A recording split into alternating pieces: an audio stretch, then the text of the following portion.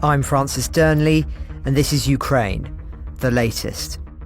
Today, we reflect on the continuing Ukrainian operation into Russia, as reports come in about seized settlements and Kyiv's forces even setting up an office in Kursk. Then we look at the implications for the Russian economy as reality bites and deep dive into Moscow's response to this growing crisis. Bravery takes you through the most unimaginable hardships to finally reward you with victory. The first duty of my government is security and defence, to make clear our unshakable support of NATO and with our allies towards Ukraine. Kyiv stands strong. Nobody's going to break us. We're strong. We're Ukrainians. It's Wednesday, the 15th of August, 2 years and 178 days since the full-scale invasion began. Today, I'm joined by our Associate Editor of Defence, Dominic Nicholls, our Economics Editor, Szu Chan, and calling in live from Washington, D.C., Kateryna Stepanenko from the Russia team at the Institute for the Study of War. I started by asking Dom, however, for the latest news from the front lines in Ukraine and Russia. Well, hi Francis, hi team. So, marginal advances in the last 24 hours by Ukrainian forces in Kursk and Belgorod Oblast in Russia. This is likely due to the increasing Russian reinforcements being pushed into the region. There's been a slight expansion of the assessed Ukrainian positions to the east and the northeast of Koronovo. That's the town sort of 20 k's-ish or so north of Odessa. That's based on reports from Russia's MOD about where they say they have been repelling Ukrainian attacks. Now, they may well have repelled them. As I said yesterday, Ukrainian forces may be attempting to bypass areas where they contact Russian forces. Either way, it indicates there's a Ukrainian presence in those areas, and those reports by Moscow of those repelled attacks are increasing in number, so we can get some sort of idea about where the movement is. Also been slight advances to the southeast of Szu Chan. Geolocated footage published yesterday by the Institute for the Study of War shows Ukrainian forces operating just northwest of Ulyanok. That's about 10 k's southeast of Szu Chan. There seem to be some elements of Ukrainian forces thought to be in the vicinity of Kyiv. That's about another 10 k's or so further southeast. Disputed claims there. Russia saying that they're not, and they're saying they've got journalists there reporting from the town of Kyiv. But something's happening there. It might just be Ukrainian reconnaissance elements that are having a look around and then getting the hell out of there. But certainly the level of engagements and the level of reporting from there suggests that any Ukrainian presence is not thought to be in great strength, certainly not elsewhere that we've seen around the bazaars. Now, Ukrainian special forces say they captured 102 Russian and Chechen soldiers in Kursk Oblast yesterday. This comes from a source in the SBU, the Security Service of Ukraine. This source is speaking to the Kyiv Independent. The source says the SBU carried out an operation on a Russian military base yesterday that resulted in the largest single capture of Russian troops so far in the war. Obviously, the capture of the Ukrainian Mariupol defenders was bigger than 200, but this seems to be the largest capture of Russian troops. The prisoners of war are said to belong to the 144th Guards Motor Rifle Division and the Akhmat unit. That's a Chechen group of forces fighting for Russia. Now, you may remember we reported Apti Aludinov, who's the commander of the Akhmat unit. He's also an official in Russia's defense ministry. A few days ago, he actually acknowledged Russian troop losses, a very rare statement. Don't often hear these kind of things. He back then, last week, he said, "Our people died. That's a fact. The enemy has entered several settlements." He did, though, go on to say that NATO, was it NATO or French troops? It was all a bit confused, but NATO troops, I think it may also have been French, looking forward to sending body bags back to Paris, I think was the quote, were responsible. It couldn't possibly be the Ukrainians. This is yet more totally denying Ukraine's any agency whatsoever. Couldn't be Ukraine invading Kursk. It's got to be NATO. Now, all this comes on the back of yesterday's news in which Ukrainian Commander-in-Chief General Alexander Syrsky reported that Ukrainian forces operating in Kursk had captured more than 100 Russian troops. Now, we are probably talking about two different events here, although given the difficulty in getting information, it is not impossible that this is double reporting of the same event. Sersky yesterday was talking about 100 Russian prisoners of war. Now today there's another report of 200 Russian prisoners of war. They probably are separate, but we're not sure. We just don't know. Either way, any amount of prisoners of war will be helpful in future prisoner exchanges, especially for the remnants of the left of those Mariupol defenders. Now then, an exciting opportunity for anyone who likes travel and meeting new people, although there are some caveats. Russian authorities have appealed for citizens to apply for jobs digging trenches in Kursk.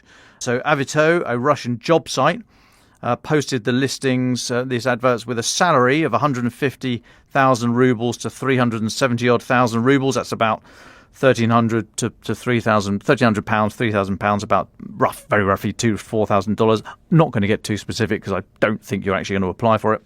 Anyway, the job listing details what they say is round-the-clock work. Yes, please. Round-the-clock work involving digging trenches on the second line of defence. It says, we provide 3 meals a day, all necessary tools, work clothes, transportation to the place of work at the expense of the company. Anyway, you'll be able to find it online if you want to sign up.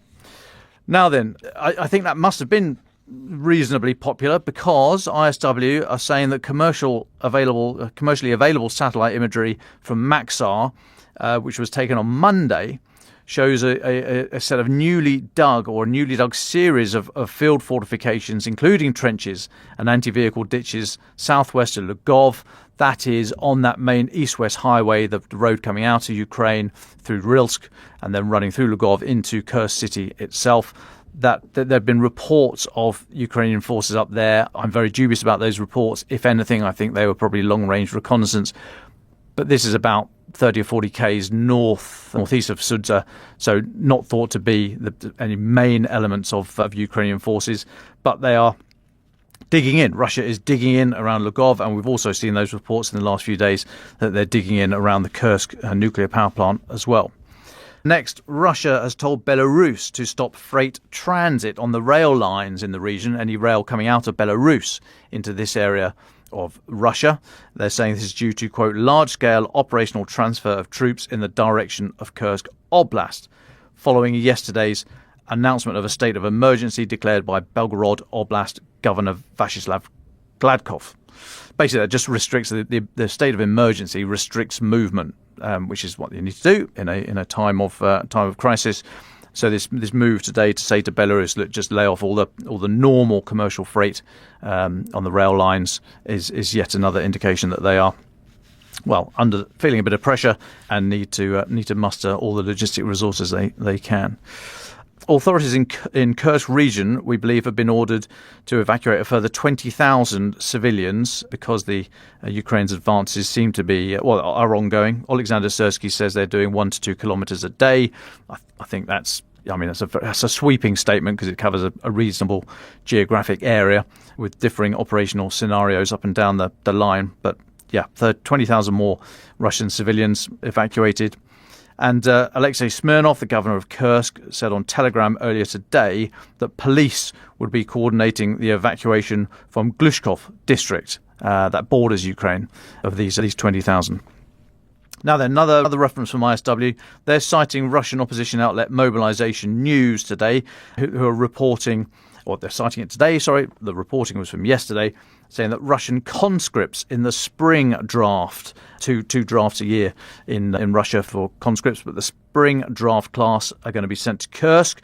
That draft came from Moscow, Leningrad, Kaliningrad, Sverdlovsk, Murmansk and Samara oblasts. Now this move has apparently earned a backlash from human rights activists and relatives in Russia who are protesting against the use of conscripts being sent to active combat areas. Ukrainian officials, for their part, they reiterated their position that they don't want to stay in Kursk and Belgorod. Ombudsman Dmitry Lubinets said Ukrainian forces have formed a buffer zone in Kursk Oblast for self-defense purposes, and President Zelensky yesterday said the creation of a buffer zone in the Kursk region is a step to protect our border communities from daily hostile shelling. More on that in a moment. Just finally on this bit, Francis, presidential advisor Mikhailo Podolyak gave an interview to independent Russian language outlet Meduza. in which he said Ukraine's main political goals of this Kursk and Belgorod operation are fourfold: push Russian artillery away so they can't target Ukrainian civilians, cut Russian logistic lines resupplying troops in the northern part of Ukraine, put more pressure on Putin's political position, and finally, as he says, to bring the war directly to Russian territory. That's the update from Russia, Francis. Well, thanks, Dom. As you say, updates there from extraordinary, I can't believe I'm saying it, Ukraine's front in Russia. Now, where are we in terms of Russia's front in Ukraine? Yeah, just a couple of notes here. Russian attacks across Ukraine in the last 24 hours killed at least 5, injured about 20, we think, regional authorities reporting in this morning. Strikes included a drone attack on a vehicle near Kyiv that killed 2 medics, a man and a woman. Medics from the Hospitalers Medical Battalion were killed there. Other casualties in Kupiansk, Kherson, Zaporizhia, and a village just outside Pokrovsk in the Donbass. Now, other regions in Ukraine, including Sumy, Mykolaiv and Dnipropetrovsk oblasts, also came under attack, but no reports yet of civilian casualties there. The Ukrainian Air Force says it downed all 29 kamikaze drones launched by Russia overnight. They say Russia also launched 3 Kh-59 missiles from Kursk Oblast. No reports of where they went. They may have accounted for some of those casualties. And then just finally, we spoke yesterday about the attack the night before, so Tuesday, Wednesday night attack on 4. We mentioned 3 airfields inside Russia, hundreds of Ks inside Russia, one of which was 200 kilometers east of Moscow. There was actually, later on in the day, it was said that there was a 4th airfield, Russian airfield hit, that 4th one being inside Kursk. But from that attack, the attack on the Borisoglebsk air base, which is about 150 Ks away from, outside the front lines, images from that, satellite images from Planet Labs today show that drone attack hit a number of hangars and clearly hit some jets there. It's difficult to tell exactly, but there are some sort of splatters that indicate that jets as well as the storage and maintenance hangars were hit. And I'll take a pause there, Francis. Thanks, Dom. Now, before we turn to our 2 guests to discuss the Russian military response to the incursion and the economic picture in Russia, or another important front, of course, just a few political updates to run through, first of all, from me. In previous episodes, we've discussed in detail the multiple motivations behind Ukraine's incursion, from changing the political conversation, avoiding debates about freezing the front lines where they are, because Russia now obviously couldn't agree to that, drawing Russian forces away from front lines in Ukraine, etc., etc. But another benefit, of course, is what the operation means for the border communities within Ukraine, those that have been under constant attack, shellfire, etc. for many months now. And this morning, President Zelensky has praised the armed forces involved in the incursion for the creation of a buffer zone in the Kursk region, which is a step to protect, he said, our border communities from daily hostile shelling. Now, no doubt that's a secondary consideration, but the language is interesting, which is why I mention it. As discussed on the podcast before, the notion of buffer zones is one exceptionally powerful in the Russian consciousness. It fueled much of Stalin's Cold War strategy, seeking a protective shield of states, including Ukraine, to deter future Western invasions akin to that the Soviet Union had suffered during the Second World War. So using that term, buffer zone, in this context only underscores the embarrassment of all of this for Moscow. Now, there's much reporting this morning in the British press that Challenger 2 tanks have been used by Ukrainian troops inside Russia for the first time. We at the Telegraph are cautious in confirming that, given the nature of the shaky edited footage that we have seen. Dom, in particular, I know is very sceptical and tells me that he used to be an AFV instructor, whatever that is. But UK government policy, regardless, does allow Kyiv's forces to use British weapons, with the exception of Storm Shadow missiles, on Russian soil. An MOD spokesperson has said there has been no change in UK government policy. Under Article 51 of the UN Charter, Ukraine has a clear right of self-defence against Russia's illegal attacks. That does not preclude operations inside Russia. Now, that tallies with the position put forward vocally by the Estonians and the Finns yesterday, so Britain is not some sort of outlier here, but nonetheless, it would mark an interesting development if those tanks have indeed been used. Now, on Storm Shadows, of course, there's been a whole saga here with various developments happening since the new government came in. Indeed, there was speculation that Storm Shadows had been given permission to be used to the Ukrainians by the Labour government, but that has not, as far as we understand, been given, at least not officially. But there are rumours this morning that Kyiv may make some deliberate overture to London to give permission for those missiles on Russian soil to be used in this incursion, but we're yet to see that if so. As discussed previously, there's been a public back and forth on this, and the success of the operation now might well tip the balance in favour of more permissions being given to Ukraine's forces. We shall see, and stick with us, because if there are any developments on that, we will of course let you know. Now, in other news, just briefly, James Rothwell of the Telegraph reported on the podcast yesterday from Berlin, the very latest on the Nord Stream 2 case, as German prosecutors issued an arrest warrant for a Ukrainian man over the 2022 sabotage. Unsurprisingly, Kyiv has since denied Kyiv had any involvement in the explosions which damaged the gas pipeline and pointed the finger at Russia. Instead, Mikhailo Podolyak, the presidential advisor that I interviewed for the podcast back in February, has said in a statement that such an act can only be carried out with extensive technical and financial resources. And who possessed all this at the time of the bombing? Only Russia. It has to be said, though, that is no longer the orthodox view of what occurred. We've been reporting on that incident ever since it took place, and the speculation since, with huge investigations done in the German press, which point the finger firmly at the Ukrainians. Indeed, the Wall Street Journal has just published a piece in the last 24 hours where they claim a private businessman funded what they call the shoestring operation, which was overseen by a top Ukrainian general. President Zelensky apparently approved that plan, but then tried to unsuccessfully call it off when it spooked Western allies. Now, I won't go into a deep dive on the story now, no pun intended, but if you are interested in the latest on Nord Stream, do check out that long read by the Journal, which is in the show notes. It's very interesting and will bring you up to date on the latest speculations following that news from Berlin. Now, finally, before we get to our guests, just a quick update on the case of Russian-American Kateryna, the Los Angeles spa employee and ballet dancer who was on trial in Russia for treason after donating to a Ukrainian charity. She has just been jailed for 12 years after pleading guilty last week at her trial in Yekaterinburg. The charge against her was based on a donation of just $50 that she made in February 2022 to a charity supporting Ukraine. Just another case that underlines the clampdown in Russia, showing no sign of relenting despite the prisoner exchange a fortnight ago, nor in the apparent Kremlin strategy of taking high-value foreign prisoners that they can use as leverage in dealings with the West. But that's where we are in the lead political stories today. Before we return to the front lines with Kateryna of the Institute for the Study of War, let's just stay on domestic affairs a little bit longer in Russia. Szu Chan, economic editor here at The Telegraph, thank you so much for your time today, which I know has to be brief, given you're writing various stories up as we speak. But as David mentioned yesterday, you've written an extended piece into why Putin's inflation battle is weakening Russia from within. Of course, a story we've monitored very, very closely ever since the war began. But what's the very latest on the Russian economy? Hi, it's a pleasure to be here. So, yes, there's a lot of domestic affairs going on here in the UK, but I just thought around the world, inflation is basically falling. It's on a downward trajectory.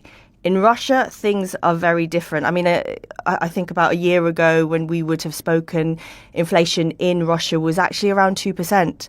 That's mainly due to falling energy prices. Obviously, one thing that Russia can do is keep its energy prices low. But it has risen substantially since. So just to give you a little bit of the backdrop, at the start of Russia's invasion of Ukraine, inflation spiked up to almost 18%, but it was gradually falling. Last month, it was 9.1%, and it's going up steadily. And there are reasons for Russians to be worried about this, because after the initial invasion, inflation spiked. mainly because of sanctions. People just couldn't get stuff anymore.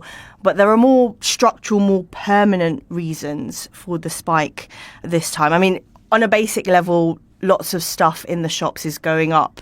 Russia's central bank produces a report every month where it tells you which goods are going up. So eggs, that's been in the headlines. I mean, Vladimir Putin very rarely apologises for anything, but he was apologising last year. I remember he went on TV and he said sorry for the price of eggs, which are going up by about 50%. And if you go to a Russian shop, 10 eggs cost roughly £2. I mean, when you think of it, a pensioner gets around £40 a week in their pension. So it is a substantial amount. And if you look at other basic goods like garlic, bananas, loans, because interest rates have been going up in order to try and cool the economy, they're all going up in double digits. So it's very interesting. If you look at the Central Bank of Russia's report, one of the categories, the line items that they break out is actually caviar, which I don't think you'd find the Office for National Statistics in the UK doing. But caviar is actually cheaper than it was a year ago, which perhaps goes to show that perhaps the elite are reining in their budgets in order to cope. But as I mentioned, the central bank has been raising interest rates in order to try and keep a lid on rising price pressures. They're up to 18%. And in the latest report, the central bank governor there suggested that they might even touch the record high of 20% that they hit in the wake of Russia's invasion back in 2022. So that's the backdrop. The Russian economy is still growing, but that is basically because Vladimir Putin is spending billions on financing this war. I mean, you know, I should have started this by saying that we can't trust all of the figures coming out in Russia. But one thing that I'm trying desperately to find out, I'm still trying to dig in, is how much does Russia have? A lot of people ask me, when is the money going to run out in Russia? We just don't know. But I think from the actions of the Kremlin, we can see that the pressure is on as Putin is spending more money on the war and as defence spending becomes more of its annual budget. So basically, wartime salaries have gone up. There's more money to pay for salaries for blue-collar jobs such as welders and weavers. I mean, in some cases, these jobs and these people have seen their salaries quadruple, and that's pushed up prices even further. So this is just a spiral. It feeds into itself. It's a very classic way that inflation just keeps going up and up. And that is worrying for Putin, which is why a few months ago, pretty much without any disquiet, he decided to raise taxes. So one of the first things he did, actually when he entered office, he said, our income tax system is too complicated. So there used to be several bands. And he said, we're going to have a flat tax of about 13%. Actually, from next year, he's bringing those tiers back. And the highest earners in Russia will start paying a 22% tax rate on their income. So, I mean, there are clear signs that money is tight. I mean, if you look at the appointment of the defence minister, he's a trained economist and he's been told to clearly rein those budgets in. Thanks, Sue. The way you said garlic bananas, I thought you were going to say garlic bread there as an essential foodstuff. It certainly is in my household. But yes, next question. When you look at the basic foodstuffs, as you have been describing there, are there any other signs that we should be looking for of a economy in jeopardy in terms of perhaps in other parts of Russia or on specific products or produce? Because it's very hard, as you say, for us to get a clear sense of the healthiness of the Russian economy. But it'd be interesting to hear your perspective on what perhaps we should be looking for that would give the other signs, other signals that things might not all be dandy. Yeah, so one of the things that has surprised economists is Russia's growth rate. So if you look on the surface, Russia is growing. But as I said before, that is pretty much entirely financed by Putin raiding the war chest to pay for this. If you look at the unemployment rate, you know, on the surface, it's close to a record low. But that's because they can't find people to do the jobs, because those people have swapped the shop floor for the front line. So in order to keep the economy going, to keep it ticking over, they've had to really whack up wages across the economy. And ordinarily people will be boasting about a record or near record low unemployment rate. But this is not something to be boasting about when you don't have the workforce there to keep the economy ticking over, which is why, if you just look at the statistics, unemployment falling, growth still steady. This is something politicians would normally want to boast about. But in this case, these are danger signs, because it is very clear Putin cannot sustain this level of spending. There aren't enough Russia was already facing a demographic crisis before the start of the war, with the population continuing to shrink. A lot of Russians have already fled. They're in other places. They've set up new lives. And so this will eventually lead to much slower growth. And this is a permanent thing, permanently low growth, permanently high inflation. In my world, we call that stagflation, and that is very much a bad thing. And we can see Putin is raising taxes. He's raising taxes on corporates. So next year, corporations will pay a 25% tax rate instead of a 20% tax rate. He's tapping his oil and gas companies for more money as well. He's looking for ways to boost the coffers because he's running out of options. It's not a question of can the Russian economy survive, it's for how long at these current levels, and that remains very much an open question. Just before you have to dash back to the desk, we've had a question in from a listener called Dave. I hope it's not David Knowles, he's meant to be on holiday. But he asks, hello, I'm an avid listener to Ukraine the Latest. Thank you, Dave. I understand that you'll be discussing with your financial editor the Russian economy. I've heard from another source that both the Turkish and Chinese banks have stopped trading with Russia due to secondary sanctions. I was just wondering whether you can confirm this, and might it be worth mentioning in more detail if so? So there you are, Sue. What do you think? Yeah, so my whole job through this whole invasion is trying to piece together from other sources what's going on in the Russian economy. So one of the things that has been going on is what we call parallel imports. So a lot of stuff that Russia used to get from the West, you can't get them anymore. So I'm speaking to you through an iPhone. You can't get an iPhone. You can't walk into an Apple store in Moscow and get an iPhone, but you can get one if you buy one via Turkey. So countries have started exporting things into other countries, which are then brought into Russia via other means. And you can see it through trade data. You can see the more business is rising through some of Russia's allies, should we say.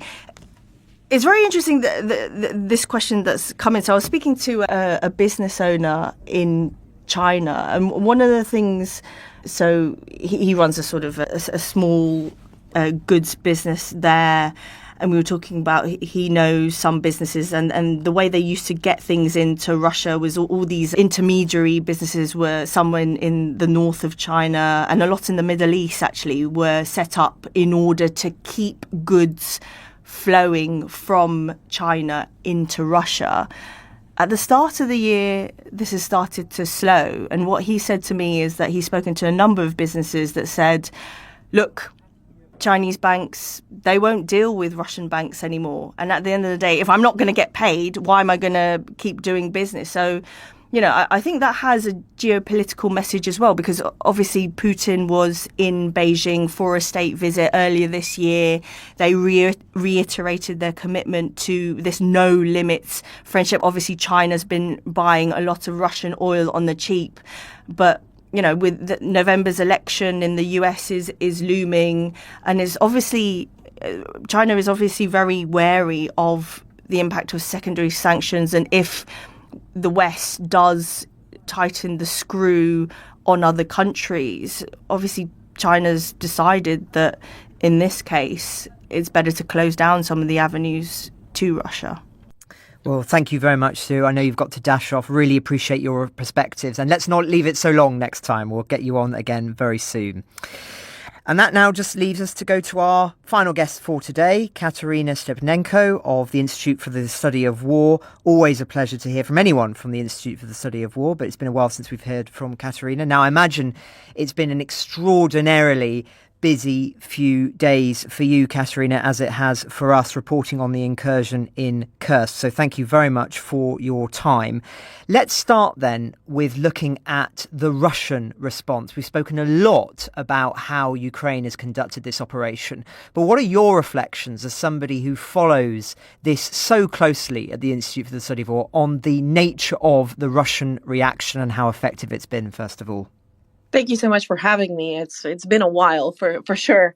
I guess I will probably start with the analysis of what Putin is doing to respond to what another country would count as a life or death situation, right? It's a threat against the Russian sovereignty, and you can interpret that. However, we don't see Putin do that. We don't see Putin declare war against Ukraine. We don't see Putin declare a martial law. We don't see Putin call up any mobilizations. And in fact, we actually see him signal that he wants to continue the recruitment of volunteers and irregular personnel.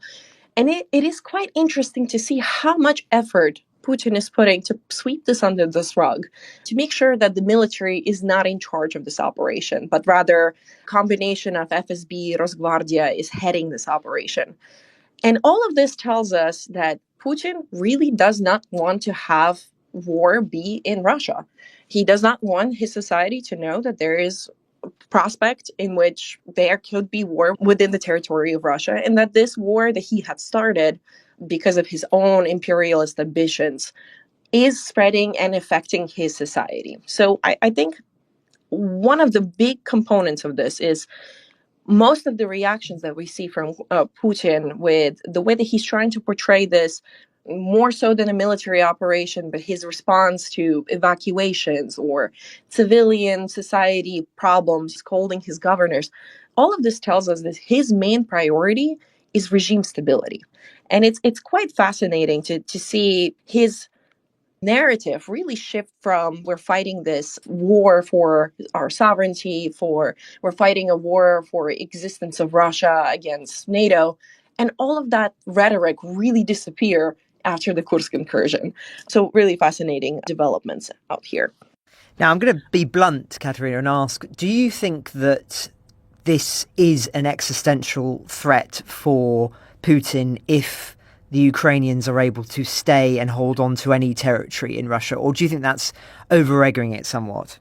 I don't think that Ukrainians intend to stay in Kursk or intend to capture any territories and hold them for a long period of time. I think Ukrainians, what they're doing is they're regaining the initiative on the battlefield, and they're proving to the entirety of the international community, as well as to Russians themselves, that Putin is a weakened persona. He's not in a strong, negotiating position like he had tried to establish himself over the past couple of months. And frankly, I think that for Putin, it's going to be really interesting to see how else is he going to address the problems that are emerging. The first problem, of course, is the fact that we are seeing that he does not have enough operational reserves to make sure that his border is safe and defended at all times. The second is the use of conscripts. This is a huge problem for Putin's regime health, because in the past, we had seen that Putin is extremely sensible to the problems of using conscripts in combat operations, and the backlash that the Russian society generates in response to that. If you remember, in 2022, the very, very beginning, I believe in early March, Putin had a very demonstrative meeting with the mothers of conscripts, and he had made a clear promise to them that he's not going to use conscripts in combat operations.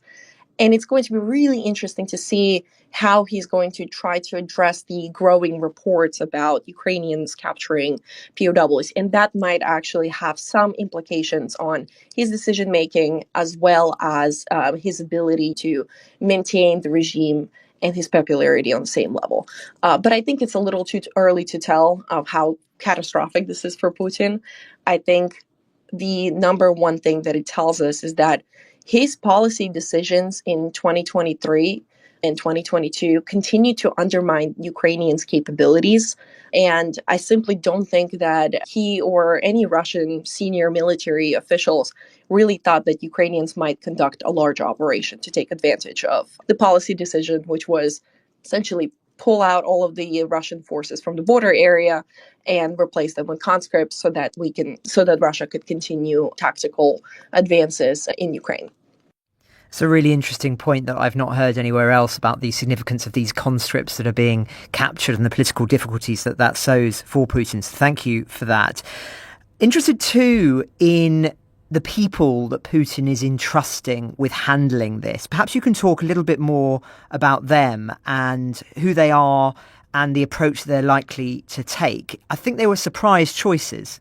Yeah, I mean, the first one that he had appointed to this role of managing the Kursk counter-terrorist operation, again, not a martial law, again, not a war with Ukraine, but a counter-terrorist operation. Very interesting rhetorical mention is Bortnikov. Bortnikov is the head of the FSB, and he has been a trusted official within the Kremlin ranks, namely because he was allegedly responsible for negotiating a deal between deceased Wagner Group financier Yevgeny Prigozhin and Lukashenko and during the mutiny in 2023. So that was an interesting appointment because, one, it tells us that he is not confident in appointing his military personnel, military commanders to take charge of this operation. Two, as I mentioned before, that Putin really wants to downplay the scale and the importance of this incursion. And it is an interesting factor that he's appointing someone who had previously managed his crises relatively well. The other aspect of this is the appointment of Alexei Dumin. Dumin used to be Putin's security guard, and then later he turned into Tula Oblast governor, and most recently he was appointed presidential aide. Dumin is a peculiar figure within the Kremlin because he had previous connections with Wagner Group, as well as he had reported conflict with former defense minister Sergei Shoigu. They were competing for the position of defense minister. And Dumin also gained the reputation of solving Putin's crises earlier in 2023, also participating in resolving the Wagner mutiny. So we were seeing a parallel here where Putin is really leaning into the people that he knows are managing that he knows have experience with managing problems as it pertains to specifically regime problems. So not necessarily military, but regime problems. It's really interesting to see that a lot of the mill bloggers that we're following and a lot of political commentators in Russia had focused on Dumin's appointment almost from a very Stalinist perspective, as in Dumin taking a role in which he's going to oversee Bortnikov and FSB and Rosgvardia and how well they execute the Kursk counter-terrorist operation. So that Dumin necessarily is not an official who is managing the operation itself, but he's overseeing how someone else is executing this operation and is going to provide some damning report to Putin and basically report and snitch out on a variety of different military commanders and FSB and Rosgvardia about their performance. So the way that his appointment has been portrayed is that it is going to be life or death for some military commanders. And it's going to be really interesting to see if any command changes or official changes will take place after the Kursk incursion. Kateryna, hi, it's Dom here. Thank you so much for joining us, and thank you so much for all the work you and the team do. I know Francis has got another couple of questions, but I have one specifically on Alexei Dumin. I was going to save it for my final thought, so I'm seeing myself off here. I've got about 30 seconds now to think up a new one. But I've been looking at some interesting thoughts from Konstantin Sonin, the John Dewey Distinguished Service Professor at the University of Chicago. He's talking about Dumin's apparent appointment to be responsible for Kursk. And Mr. Sonin was saying that he is not sure how prominent a role Alexei Dumin will take because, and he says, Putin is terrified of any of his subordinates.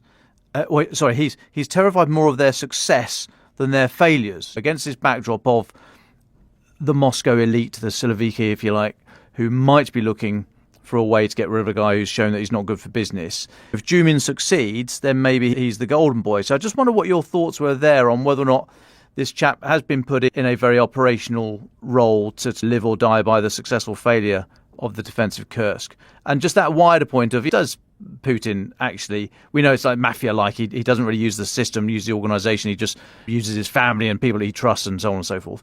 Do you put much stock in that he would fear people underneath him getting too much credit?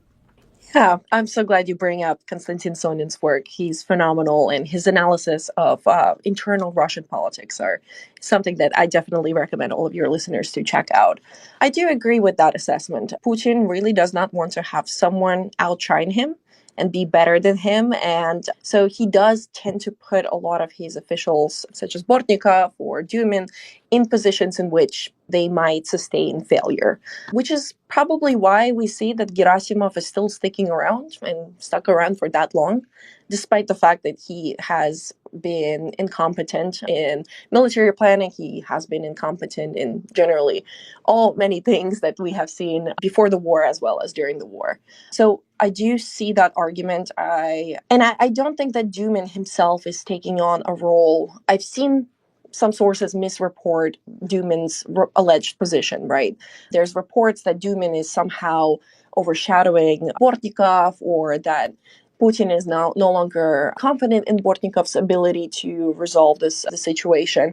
I don't think that's the case. I think that this is Putin's way to ensure that whatever that he assigned to Bortnikov or Rosgvardia or the military commanders actually gets executed. Whether Dumin fails or succeeds, we'll have to see. But I agree with that sentiment. I think that Putin keeps personnel, officials in his ranks that kind of create a central figure for himself. So he gets to be the centrist official who is not nearly as involved, but then on some cases is involved. And in that sense, I agree with that assessment.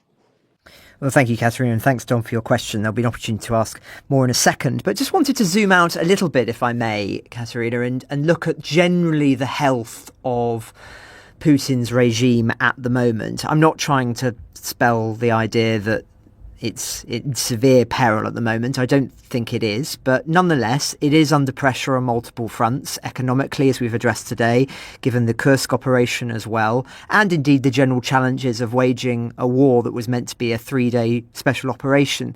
How would you broadly assess the health of the Kremlin at the moment, and indeed of Russia more broadly? I think the Kremlin is doing okay with managing both the situation in Kursk as well as the situation that it's created for itself with its aggression in Ukraine. First and foremost, the Kremlin has been adapting its information space to address any military failures. So a big line right now that is going on in Russia that you shouldn't really trust Telegram channels, that there's only select Telegram channels that produce good information, and you should trust them about Kursk. And then also a lot of the propaganda has shifted to say that there's some problems on the battlefield, but we're generally doing good. And for a person, say that you live in Yekaterinburg and you see a report like this, you're more than likely to trust it because it seems credible enough. And you're probably not following close along on every single tactical development that is happening on the battlefield. So I think it's been relatively okay for the Kremlin's presentation of this war. Now, Putin is also not asking for significant sacrifices from his people at this point. He is increasingly asking more of them in the economical sense, but in terms of force generation, namely compulsory military service, he is doing everything that the Russian society wants him to do, which is don't mobilize. The Russians really don't like mobilization. They don't like conscription. They don't like compulsory service. We've seen the impacts of that during Afghanistan. We've also seen the impacts of compulsory military service during Chechen wars and how damaging to the regime that was. And Putin is doing everything in his power to make sure that he does not have to take that step. He does not have to mobilize and ask those sacrifices from his people. And I think that's what's really keeping a lot of the sentiments about the war and the loss that comes with it is the financial incentives. He made sure that every single personnel type within his military or irregular forces is compensated and that their families are compensated. And I think until Putin's ability to compensate people for the sacrifices that are being made in Ukraine, I don't think that his regime is going to be in a weakened spot. So for now, I think that they're doing okay when it comes to Putin's presentation, his appeal. Now, can this situation change in 2 to 3 years? Absolutely, because as was mentioned earlier on the show, that Putin cannot sustain this economical situation forever. He can't have his society be paid off millions of rubles just for one contract serviceman. And this is going to be a really interesting dynamic to observe, both with the increases in taxes, as well as with his clear need for more personnel, because his borders are not defended. And just one final question for me before going over to Dom, just to push you a little bit more on this. It seems to me we've touched on here one of the critical questions of the war, which is where is that tipping point for Putin's regime, for Russian society, where because of those pressures on multiple fronts, military, economic, etc., that the system begins to implode or becomes seriously challenged, and that begins to have major ramifications on the front line and indeed in people's wallets in their homes. Do you have a sense of what might change and the timescales involved? What would need to happen in the short term, maybe, let's say short to medium term of a year, for us to really begin to see something quite drastic happening? Or is this really only feasibly going to be something longer term that might well begin to change the state of play? I think in short term, it would probably be general mobilization. If Putin realizes that he cannot win this war with crypto mobilization, with volunteer recruitment, and has to make that sacrifice and ask Russians to make this sacrifice, that could be something that could trigger a larger problem. Now, it's really challenging to say right now to what extent this is actually going to destabilize Russian society, but it's clear that it is a perceived threat that Putin has. And so right now he's doing everything in his power to avoid it, even though it compromises a lot of his actually rational military decisions. The long-term ramifications of this, I think, is economical, truly. For Putin to generate the forces that he has on the battlefield right now, he has to make promises not only for enlistment bonuses, monthly salaries, but he's also making promises for compensations for death, injuries, compensations to children and wives, and free education and pensions and medical benefits. All of this will add up. And when Putin is unable to, or Putin or the Kremlin, his successor, are unable to meet those promises that they have made during this time, this is going to be a very, very challenging time for the Kremlin. This is what happened in the 90s after the fall of Soviet Union. We saw that the Kremlin simply couldn't offer the same benefits that had been offered to pensioners throughout their entire life in Soviet Union, and that had devastating impacts on the stability of the Russian society. So in the long term, looking from at least the costs, that the personal costs that are taking place right now, I think that this is, in the long term, this is going to be a very challenging thing for the Kremlin to execute in terms of the policy debates, the policy commitments that they made to sustain this war effort. I think that right now, Putin is not really thinking long term. I think that his objective is to, in the near future, to convince the West to surrender Ukraine. So not have negotiations with Ukraine, but have the West sign the rights to Ukraine. Have the West force Ukraine to accept neutrality or give up its territorial integrity or give up its sovereignty and its international right to self-determination. And I think that's Putin's objective here. He is pushing every single day on the front lines. He is making these grandiose promises that he's probably not going to be able to live up to in the future without a long-term plan, with a short-term plan of just proving to the West that Russia can just outlive this war, that Russia is stronger and that Ukraine has no chance of winning, which I think the Kursk situation is really showing us right now that we really shouldn't underestimate Ukrainians, and we shouldn't underestimate Ukraine's ability to contest the initiative in creative ways.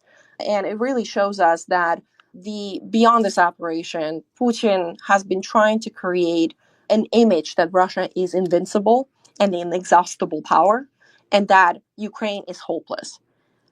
Kursk is really showing us right now that Russia suffers from many important vulnerabilities and weaknesses, and a skillful Ukrainian operation, which properly supported by the US or Western equipment, can really take advantage of that. And I think it's really destroying a lot of the facade that Putin has been erecting for the past couple of months, with the objective of finally weeding out our support sometime either this fall or next year. Kateryna, hi, Dom again. Just a couple more from me, if I may. Regular viewers or readers of your work will see numerous references to the Russian mill blogger community. We cite you very often, and we talk about this about these people. And we get a lot of comments about, well, how do you know that they're any good? I mean, how do you decide which ones to quote, which others to quote? Could you just give us a quick view on who you see the Russian mill blogger community as being, how reliable you think they are, and how you decide which ones to cite and look further into and which ones you ditch? That's a wonderful question and a very loaded question for sure. Truth be told, it is a matter of practice. After working on the updates for almost, I think it's 900 days, you get to know people's biases. You get to know what triggers them. You get to know what are some of the areas that they lie about, and what are the topics that they're trying to amplify, or if they're promoting some sort of an official. So it's a technique of studying biases, frankly. So after some time, everyone on our team learns how to identify a particular opinion of a mill blogger. And also, it is a combination of comparing and contrasting with other sources. So you can't just rely on Russian mill bloggers and their maps and their reports of captured villages. You also have to take everything in consideration and in comparison with satellite imagery, with OSINT reports, with Ukrainian government official statements, with the previous reported locations of Russian forces, and think really logistically in terms of logically in which to identify whether a particular source is truthful or not. So it is a tricky and big craft. It's a huge undertaking. And yeah, hope that answers your question. It does, thank you. Another one, there seems to be this Kursk and Belgorod operation born in large part out of, I think, Russian arrogance, that they thought Ukraine was just so maxed out trying to hold back the tide in the Donbass and elsewhere that they could take the risk and leave the border largely unguarded.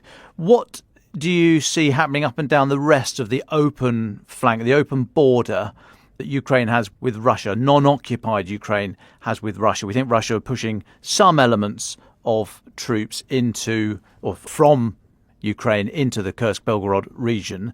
But is there also, do you see activity happening up and down the rest of the border area? So from the Ukrainian side, we don't monitor Ukrainian force concentrations or Ukrainian deployments, so I don't really necessarily know much beyond Kursk or what we're seeing in Belgorod, for example. I can talk to you a little bit about some of the lateral redeployments that we saw on the Russian side. So what are some of the elements that they're moving from other non-critical front lines? Namely, they're really using a lot of the elements from Kherson Oblast as well as Zaporizhia Oblast to move up in an effort to address some of the parts of the incursion zone. We also saw some irregular forces being transferred from the critical front lines in Pokrovsk, Toretsk, and Chasiv Yar. However, that is very limited, and irregular forces versus regular forces, there's obviously discrepancies in size, in echelon. It could be called a battalion, but it's not actually a battalion. It's probably like 50 to 100 people for many irregular forces. So that's what we're seeing in terms of the Russian side. I unfortunately can't comment on the Ukrainian developments simply because this is not something that I focus on a daily basis. No problem. Wouldn't ask you to comment either. Last one for me before I hand back to Mr. Garlic Bananas. I've said in the past that I don't think that Russia, certainly the Russian MOD, is a learning organisation. Took a bit of flack for it. And of course, what's the difference between learning or adapting? I accept Russia has adapted these glide bombs and what have you, and the meat assaults and blah, blah, blah. But I still don't think it's a learning organisation. I think because they've never really been tested. They've never really been pushed in this since the start of the full-scale invasion. They've never been pushed as they have been now with this combined arms assault. So I don't know. I've not seen any evidence that they are a properly learning at the operational level, learning organisation. Do you think they are? And do you think they are able to learn and transform in contact in the face of combined arms manoeuvre? I agree with you that the Russians don't learn on the operational level. It is simply because Russians have shown time and time again that they cannot operationally plan. Kharkiv offensive is a prime example of that. In theory, the Kharkiv offensive should have helped Russian forces to fix Ukrainians so that they could advance in Pokrovsk and Chasiv Yar and make a massive breakthrough. The Russians had to rush that. They had to rush it because of political reasons, because the US finally passed the supplemental aid to support Ukraine. In terms of operational planning, it's in learning. For Russians, there's a big problem in sharing that knowledge. So we know that Russians learn on a tactical level. We see them adapt to certain environments. One of the prime examples is the 58th Combined Arms Army of the Southern Military District that is operating in Zaporizhia Oblast. They have shown some really interesting tactical learning, whether it's erecting fortifications and improving their positions and using drones in combat. That knowledge mostly stays within that military district. It doesn't really go beyond that. And a lot of times we're seeing various levels of skill that one military district had mastered while others didn't. And it's largely because the Russians don't have cross-military district training right now. They never really had many of those trainings, but right now it's even worse. There's not much of information spreading, I guess. And that is a big component that adds on to Russian inability to learn on a military level. The other problem with this is that we know that Putin is a micromanager. He micromanages a lot of Russian military operations on a tactical to operational level. So if you have Putin dictating a political need for example, Russian capture of Krynki in Kherson Oblast, which we have seen him do in December 2023, and you are a military commander, a Russian military commander, and you have a different perspective on how to use your forces, it creates a dilemma where the political objective is overpowering a lot of the military rationale, and that prevents a lot of Russian military learning. So in the case of Kursk and Belgorod Oblast, I do think that it's a policy that Putin's policy decision-making as it relates to political problems that had led us to this point where Ukrainians could make this incursion. And it really tells you how much the political side of things really challenges Russian military learning. Coming up, we hear Dom and Kateryna's final thoughts.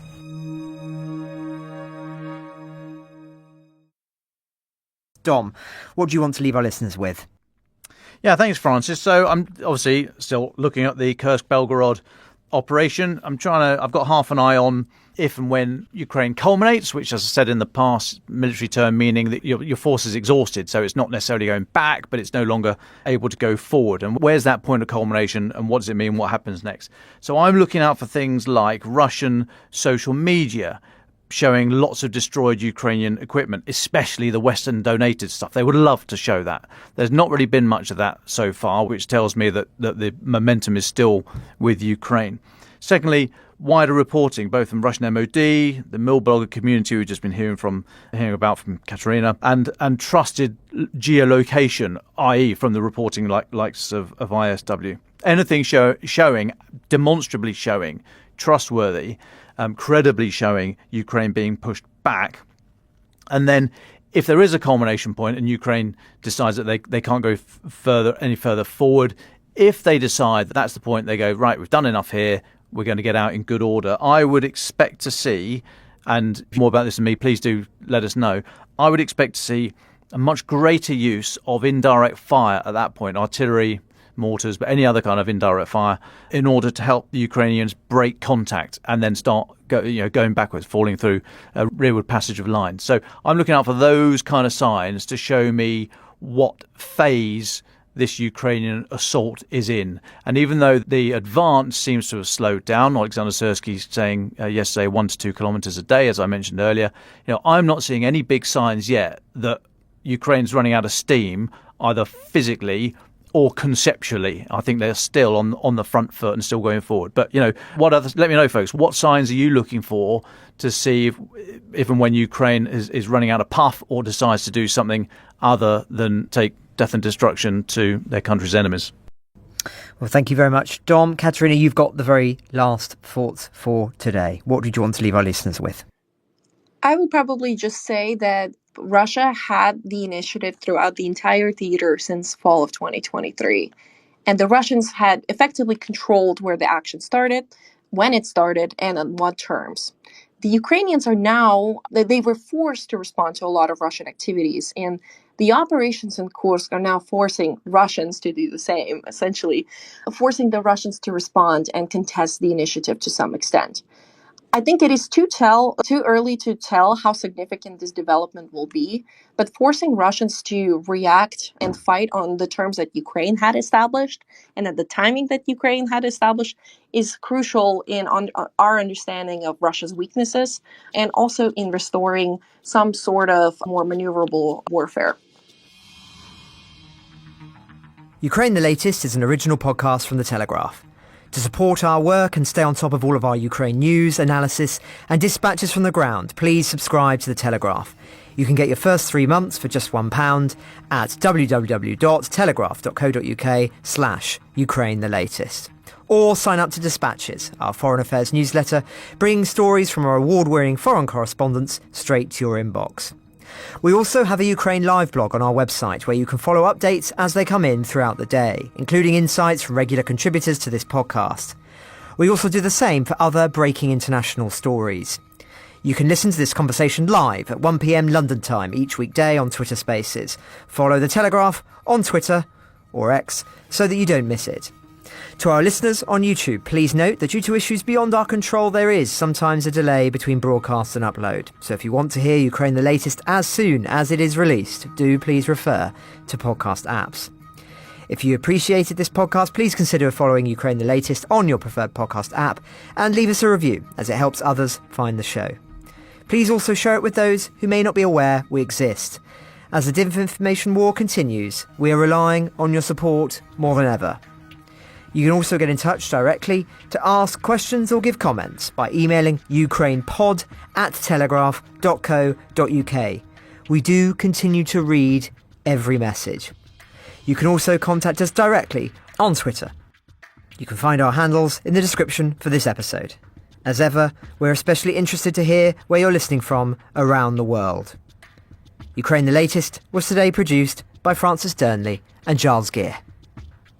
Executive producers are David Knowles and Louisa Wells.